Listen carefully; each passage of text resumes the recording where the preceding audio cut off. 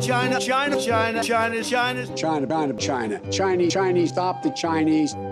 As the election day in the U.S. draws closer, the Trump administration is finding think tanks a convenient platform to launch misinformation against China. Confront China's malign behaviors. The scope of the Chinese government's ambition. Frankly, we've been slow to see the risk of China. Someone like Vice President Pence or Pompeo using these institutes provide a platform in which their views will not be challenged, but will be projected throughout the United States. For example, Vice President Pence gave that very important speech on China in October 2018. As it conducted freedom of navigation operations in the South China Sea. Which really publicly set out the agenda. And he did that at the Hudson Institute. And of course, everyone in the Hudson Institute agrees with him. From the other side, the think tanks and the research inside the think tanks need to get favor from these politicians so that they can continue to get their resources. ASPI figures are regularly in the media.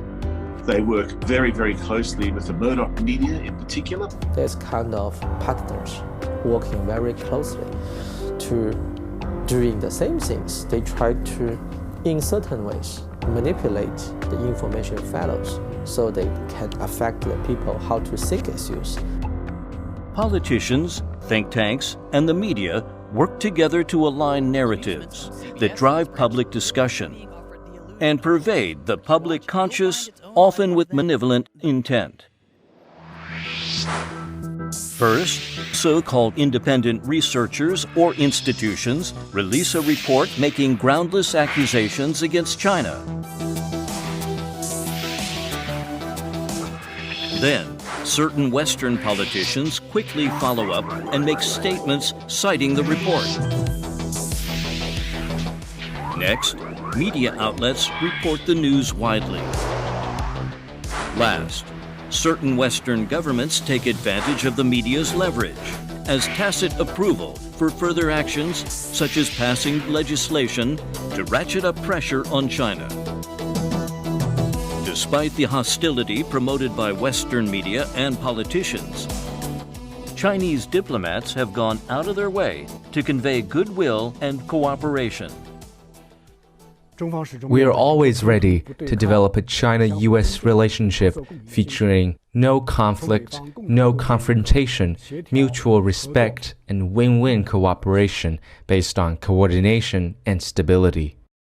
It's quite clear the global challenges we are faced with today are global in nature, and it requires global cooperation, and especially cooperation between our two great countries. I think definitely there's something wrong, but there's something wrong inside the United States, not outside the United States.